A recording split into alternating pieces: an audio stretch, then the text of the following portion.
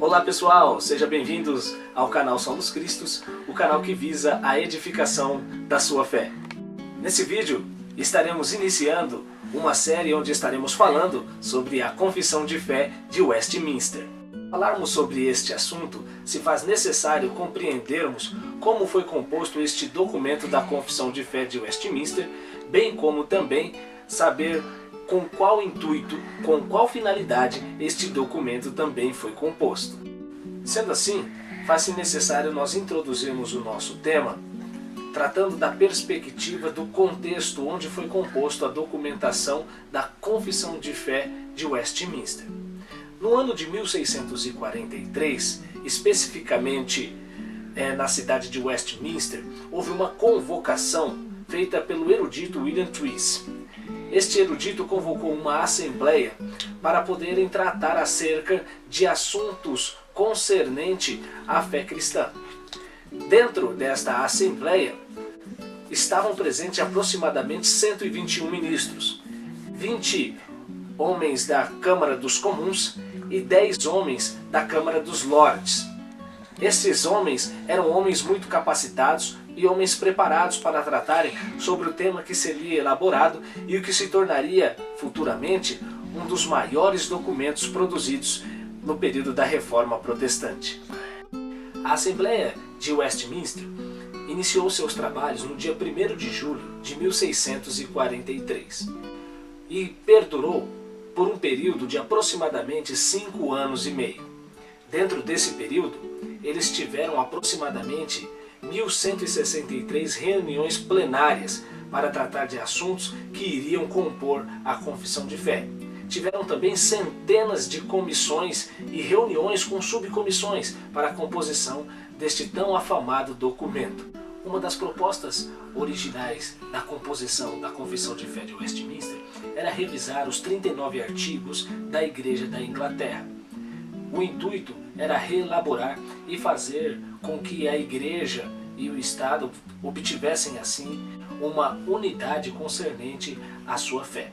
Com isso, eu quero vos demonstrar quão trabalhoso, quão laboroso foi todo este trabalho, envolvendo um período de tempo muito extenso e também uma gama de pessoas com excelente habilidade e capacitação. Isso demonstra a seriedade deste documento tão profundo, tão precioso, a qual a Reforma Protestante nos deixou por herança. Nas palavras do Dr. Joel Bick, teólogo e autor, a Confissão de Fé de Westminster, junto ao Breve Catecismo, influenciou o presbiterianismo, que é uma das igrejas de cunho reformado, mais do que as próprias institutas de João Calvino. Tamanha foi a obra a qual estes homens, em 1643, produziram para a nossa fé. Tendo dito como foi elaborado esse tão precioso documento que é a Confissão de Fé de Westminster, agora precisamos falar necessariamente sobre qual o propósito deste documento. Para tanto, se faz necessário também nós traçarmos uma breve linha na história, passando por alguns reis específicos, em especial na Grande Inglaterra. No ano de ou até o ano de 1534, a Grande Inglaterra era católica romana. Logo após, dentro desse mesmo período, surge o rei Henrique VIII, que rompe com a Igreja Romana. Tudo isso por conta das suas paixões amorosas. O rei Henrique VIII queria se separar de sua atual esposa e a Igreja Católica intervia dizendo que isso não era conveniente.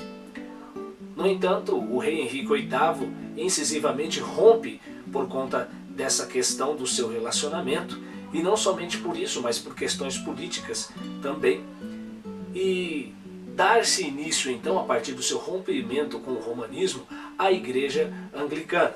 Igreja esta que passaria a ser chefiada agora pelo rei Henrique VIII, sendo chefe tanto da Igreja como também do Estado. Com a morte do rei Henrique VIII, no ano de 1547, sobe ao trono o seu sucessor, seu filho adolescente, o rei Eduardo VI. e sob a liderança de Thomas de Cranmer é composto basicamente dois documentos que passam a ser influenciados pela teologia calvinista. Esse documento era os 39 artigos e o livro de orações comum. Esses documentos eram usados por base, até então, para a condução da igreja na Inglaterra. Mediante tudo isso, quando parecia que a reforma protestante iria triunfar, de forma prematura, o rei Eduardo VI vem a falecer. E quem assume o seu lugar é a sua meia-irmã, filha do rei Henrique VIII, Maria Tudor, conhecida também na história como Maria a Sanguinária. Maria, ela, em primeira instância, tendo o seu irmão, um apoiador da reforma em certa medida, falecido, tenta uma reaproximação agora com a Igreja Católica Romana, tentando assim reatar os laços que outrora foram rompidos. Isso trouxe para a Inglaterra tamanha perseguição. Muitos cristãos eram perseguidos. Cristãos de ordem protestante eram atacados em todos os cantos, ao ponto de haver grande número de refugiados dentre os mais variados países. Quando nós observamos a história por este parâmetro e por este âmbito, nós vemos muitos homens se refugiando em cidades e em países também que já eram de cunho protestante. Nós temos, por assim dizer, a tão conhecida cidade de Genebra, que era conhecida como a cidade dos refugiados, aonde muitos crentes de cunho protestante se refugiavam quando estavam sendo perseguidos pela Igreja Romana. No ano de 1554, Maria Tudor, ou a Maria Sanguinária, também vem a falecer. E quem é levada ao trono agora é a sua meia-irmã, a Rainha Elizabeth. Rainha esta que reinou por um período de 45 longos anos. Por meio de um ato de supremacia da rainha, ela abre novamente as portas para o protestantismo dentro do seu país. E agora começa a ser introduzido novamente a fé reformada. E muitos vêm se desenvolvendo dentro da Inglaterra, agora também através do que é conhecido como o puritanismo. Com o grande desenvolvimento do puritanismo e a chegada deles dentro desta monarquia, a rainha Elizabeth se sente grandemente incomodada. E ela tenta agora de todos os meios suprimir a voz e as práticas dos puritanos. Novamente, a fé reformada começa a sofrer dificuldades. No entanto, no ano de 1603, a rainha Elizabeth também falece. E quem a sucede é o rei escocês Tiago VI, que passará a ser conhecido como Tiago I. Neste momento, os puritanos pensam novamente que a reforma protestante vai triunfar. Eles pensam isso justamente porque nutriam no rei Tiago uma confiança muito grande, uma vez que o mesmo havia sido educado nos princípios presbiterianos escoceses. Então, desta forma, não poderia se pensar de outro modo, senão que agora o protestantismo iria ser implantado de uma vez por todas nesta grande monarquia. No entanto, não é isso que acontece. E o rei Tiago se demonstra um tanto incisivo quanto aos puritanos, querendo assim agora não permitir com que esta teologia e vida prática ficasse dentro das fronteiras da Inglaterra. Depois, o rei Tiago é substituído pelo seu filho, o rei Carlos I, que reinou do ano de 1625 a 1649. O conselheiro de Carlos I era um homem chamado William Laud. William Laud era adepto da teologia arminiana. E ele, junto com Carlos, fizeram o possível para suplantar o protestantismo e fazer com que os puritanos viessem agora a se submeter ao modelo episcopal de igreja da Inglaterra, ou seja, o modelo episcopal da igreja anglicana. Tendo acontecido isso, os puritanos se levantam e se interpõem quanto a essa questão. Carlos convoca um parlamento e tenta fazer de forma democrática uma eleição. Esta eleição ocorre e é votado para que os puritanos liderassem esse parlamento. Carlos dissolve esse parlamento e tenta fazer uma outra eleição, e novamente quem é votado como líderes deste parlamento é novamente os puritanos, desfazendo assim a grande força que o rei Carlos I estava tendo e podia realmente usar dela contra os puritanos reformados. Tendo sido eleito então este parlamento puritano, dá-se início a uma guerra civil inglesa.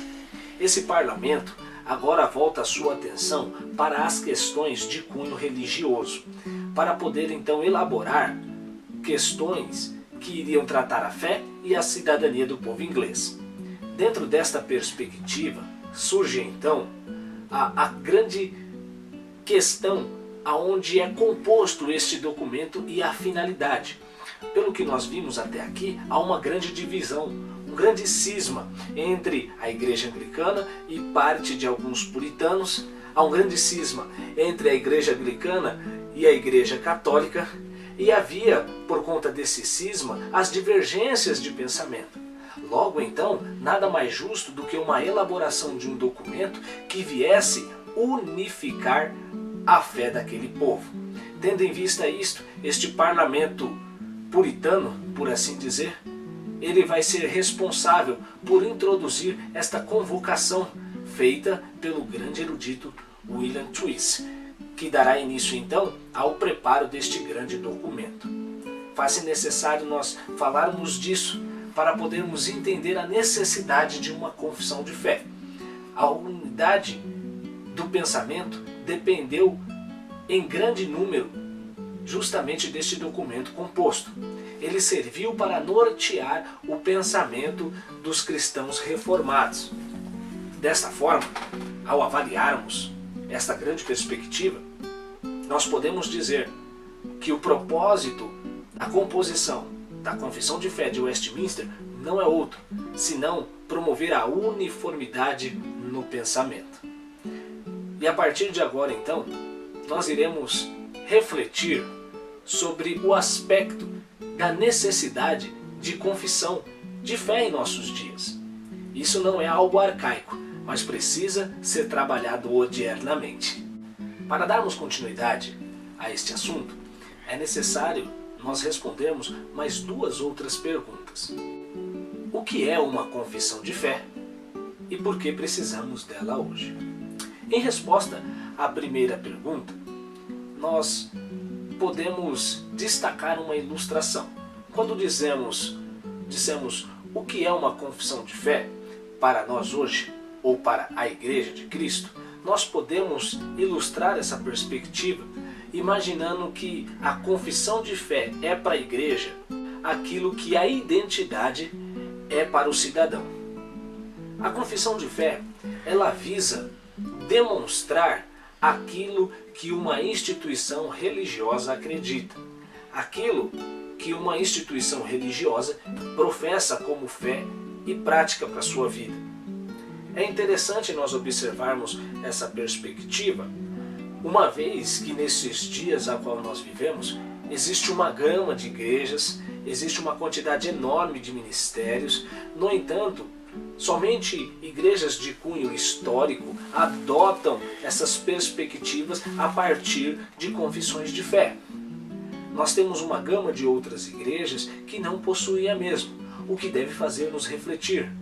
Porque se a confissão de fé reflete a identidade da igreja, quando não se há uma confissão de fé, logo não se tem uma identidade clara.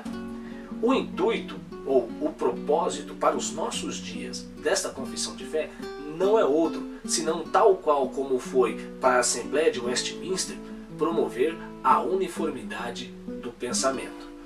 Na atualidade, nós vivenciamos momentos muito difíceis, aonde cada um pensa do jeito que quer, sobre o que quer e como quer. É um direito garantido nos parâmetros da lei, se assim nós podemos dizer. No entanto, às vezes um pensamento muito desconexo dentro da onde eu estou inserido pode ser prejudicial ao corpo. Não quer dizer que você não possa ter um pensamento independente. Muito pelo contrário. Mas, em suma, o nosso pensamento deve coadunar com a comunidade da fé onde nós estamos inseridos. Daí a necessidade de uma confissão de fé, para poder nortear aquilo em que cremos. Por isso se faz necessário em nossos dias igrejas possuírem confissão de fé. Nós percebemos, pelo que foi relatado até então, a grande gama de pessoas que estavam envolvidas na composição de um documento tal como esse, e também a capacidade e habilidade daqueles irmãos que estavam de forma tão laborosa debruçado sobre o preparo desses documentos. Faz nós pensarmos hoje se nós não precisamos voltar os nossos olhos para a confissão de fé, em especial para a de Westminster. Tendo dito o que é uma confissão de fé, vamos agora para a sua finalidade para os nossos dias de hoje. Qual a necessidade da confissão de fé ou de uma confissão de fé para a nossa atualidade?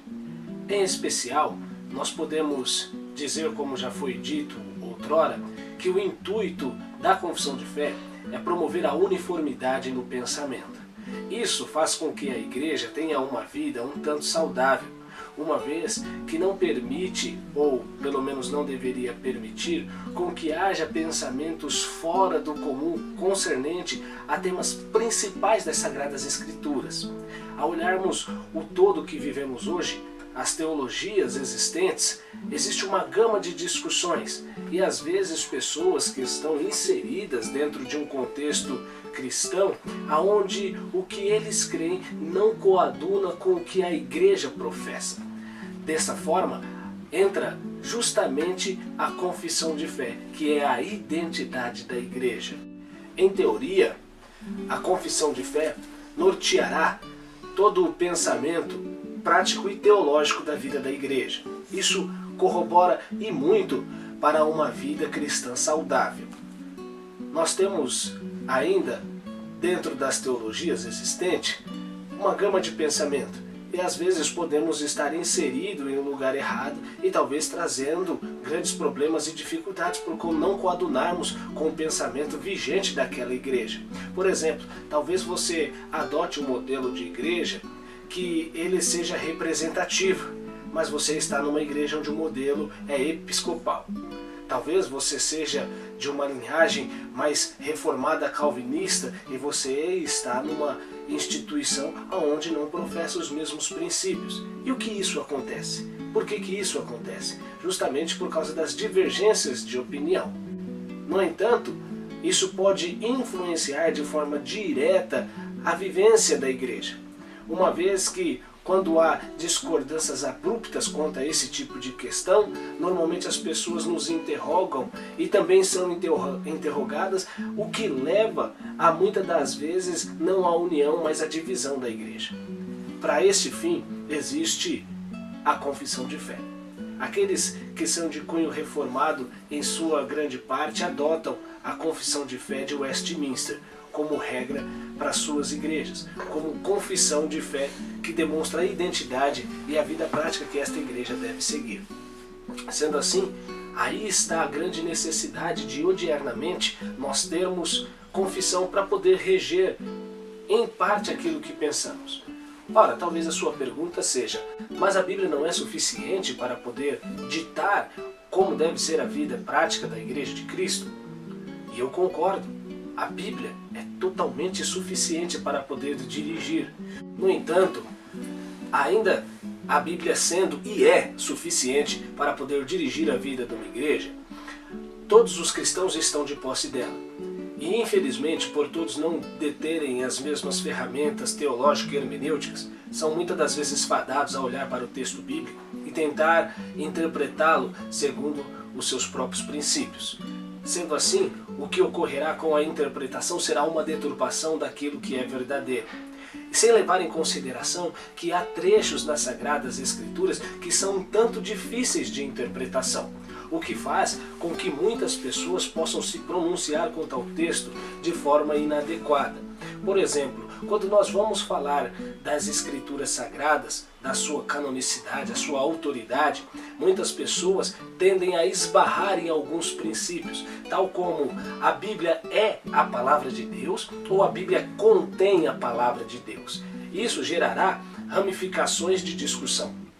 Quando nós olhamos em especial para a confissão de fé, nós temos um princípio que norteia esse tipo de pensamento. A Confissão de Fé de Westminster, em especial no capítulo 1, capítulo esse que nós iremos iniciar após esta introdução de vídeos, dita de forma clara e explícita como que deve ser compreendido a teoria, ou a teologia, melhor dizendo, das Sagradas Escrituras. Se faz necessário, então, nós termos uma confissão de fé para pormenorizar os ensinos da Bíblia. Ela não substitui a Bíblia, ela não tem mais autoridade do que a Bíblia, muito pelo contrário, mas ela tenta expressar de forma um tanto mais simples doutrinas sistemáticas para o povo de Deus, para que a igreja tenha uma vida um tanto mais saudável. Essa é a nossa breve introdução sobre a Confissão de Fé de Westminster. Você pôde, neste breve vídeo, compreender o que é a Confissão de Fé, como ela foi elaborada, com qual finalidade ela foi elaborada e qual a relevância dela para os nossos dias de hoje. Você quer aprender mais sobre a Confissão de Fé? Eu quero te convidar então a se inscrever em nosso canal dos Solos Cristos.